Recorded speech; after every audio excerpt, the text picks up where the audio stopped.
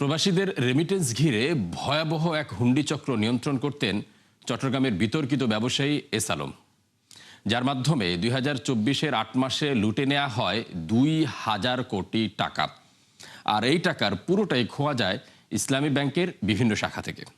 কেন্দ্রীয় ব্যাংকের এই সংক্রান্ত এক পরিদর্শনে উঠে এসেছে এমন তথ্য। বলা হয়, বিদেশের বিভিন্ন হাউস থেকে ডলার সংগ্রহ করা হলেও তা পাঠানো হতো না দেশে।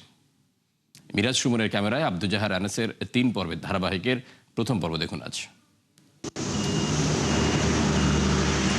দেশের আর্থিক খাতে বহুমুখী অপকর্মের জন্মদাতা চট্টগ্রামের ব্যবসায়ী এস আলম, যিনি অভিনব কৌশলে প্রবাসীদের রেমিটেন্সের অর্থ লুটপাটেও তৈরি করেন বড় উদাহরণ। ইসলামী ব্যাংকের চট্টগ্রামের খাতুনগঞ্জ শাখা ছিল এই অপকর্মের মূল কেন্দ্র। Famous trading, rainbow corporation, Ansar enterprise, global trading corporation ও সোনালী ট্রেডার্স, এই 5 প্রতিষ্ঠানের চলতি হিসাব থেকে কেবল 2024 সালের 8 মাসেই তোলা হয় প্রায় 2000 কোটি টাকা। আর সব মিলিয়ে সেই অঙ্ক 3000 কোটি। আরও চাঞ্চল্যকর তথ্য হলো, এই টাকার বড় অংশ তোলা হয় বিকাশ এজেন্ট, মানি এক্সচেঞ্জ সংশ্লিষ্ট কর্মকর্তা, এমনকি শিক্ষার্থী ও গৃহিণীর মাধ্যমে। অনুসন্ধান বলছে, ব্যাংকের সাসপেন্স অ্যাকাউন্ট থেকে কোটি কোটি টাকা তুলে পরে তা সমন্বয় করা হয়। খাতুনগঞ্জ শাখার সাবেক প্রধান এহসানুল ইসলাম জানান, ইসলামী ব্যাংকের সাবেক ব্যবস্থাপনা পরিচালক মনিরুল মাওলা এবং ডিএমডি মিফতাউদ্দিনের নির্দেশে হতো এসব কাজকর্ম। এটা ফিগারটা আসলে আমি বলতে পারবো না, কেন আসলে আমাদের ইনভেস্টমেন্ট ডিপার্টমেন্টেই বলতে পারে। আর বিশেষ করে সবগুলো কাগজপত্র ম্যানেজার স্যারের কাছে ছিল, তো স্যার তো এখন করতে নেই।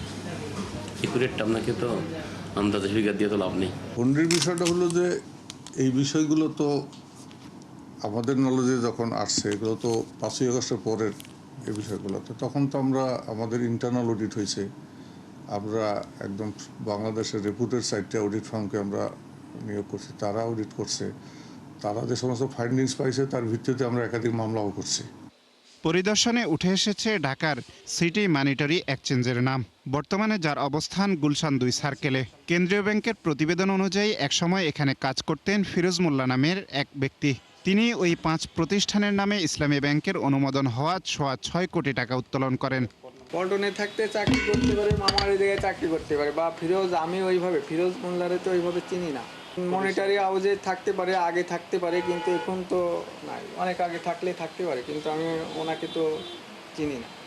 বিভিন্ন দেশে কাজ করা এস আলমের হুন্ডিচক্র ডলার সংগ্রহ করত বিভিন্ন হাউস এবং প্রবাসীদের কাছ থেকে। অথচ সেই ডলার দেশে না পাঠিয়ে জোর করে তার বিপরীতে ঋণ ইস্যু করা হতো দেশীয় ব্যাংকে। আর সেই টাকাই পৌঁছে দেওয়া হতো প্রবাসীদের আত্মীয় স্বজনদের কাছে। অর্থাৎ ডলার থাকতো বিদেশেই, আর ঋণ বাড়ত দেশীয় ব্যাংকে। বাংলাদেশ ব্যাংকের তথ্য বলছে, বিভিন্ন শাখা থেকে ঋণ নিয়ে সেই অর্থ জমা করা হতো এই 5 প্রতিষ্ঠানের হিসেবে। এরপর দ্রুত স্থানান্তর করে তা তুলে নেওয়া হতো।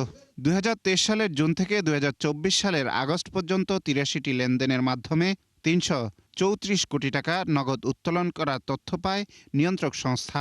বাংলাদেশ ব্যাংক যে তদন্ত করেছে, তদন্তে যদি এই ধরনের বেনামি ঋণ গ্রহণের এবং অনুমোদনের সময় কোনো ডিউ ডিলিজেন্স ফলো না করা এবং ঋণ ডিসবার্সের পর তার যথাযথ ব্যবহার নিশ্চিত না করা, এই বিষয়গুলো নিশ্চিত করার দায়িত্ব অবশ্যই ব্যাংক কর্মকর্তাদের। এগুলি যখন প্রমাণিত হবে যে হ্যাঁ অনিয়ম রয়েছে, তখন অনিয়মের সাথে জড়িত ব্যাংকারদের বিরুদ্ধে অবশ্যই ব্যবস্থা গ্রহণ করা হবে। তদন্ত প্রতিবেদনে উঠে আসে চট্টগ্রামের আনোয়ারার বিকাশ এজেন্ট হুবাইবুদ্দিন আহাদের নাম, যিনি বিভিন্ন প্রতিষ্ঠানের হিসাবের বিপরীতে আনোয়ারা উপশাখা থেকে তোলেন প্রায় 7 কোটি টাকা। এরপর সেই অর্থ দেশের বিভিন্ন স্থানে স্থানান্তরের পর উত্তোলন করা হয়। হুবাইবুদ্দিন আহাদের নিয়ে সৌদি আরব, দুবাই ও মালয়েশিয়া যাতায়াতের প্রমাণ পায় কেন্দ্রীয় ব্যাংক। একটা তো বড় চিন্তা করতে হবে যে যারা এই লক্ষ লক্ষ টাকা, কোটি কোটি টাকা বা শত কোটি টাকা যারা এখান থেকে ঋণখেলাপি হয়েছেন, তারা খুবই শক্তিশালী এই সমাজে, আর্থিকভাবেও এবং সামাজিকভাবে, রাজনৈতিকভাবেও। হয়তো তাদের বিচারিক প্রক্রিয়াকে প্রভাবিত করার সুযোগও যথেষ্ট। তারা এটাকে দীর্ঘায়িত করতে চাইবেন। সুতরাং আমাদের যে বিচারিক প্রক্রিয়া আছে, তদন্ত প্রক্রিয়া আছে, এইটাকে চলমান রাখার জন্য একটা প্রাতিষ্ঠানিক এবং রাজনৈতিক বড় আমাদের শক্তিমত্তা দেখাতে হবে। তদন্তে বলা হয় ফার্স্ট সিকিউরিটি ইসলামী ব্যাংকের এক কর্মকর্তা ইসলামী ব্যাংকের বিভিন্ন শাখা থেকে প্রায় ৩০ কোটি টাকা এবং ইউনিয়ন ব্যাংকের এক ক্যাশ অফিসার উত্তোলন করেন ৭৩ কোটি টাকা। এমনকি ইসলামী ব্যাংকের এক মেসেঞ্জার কাম গার্ডও তোলেন নগদ ৫ কোটি টাকা।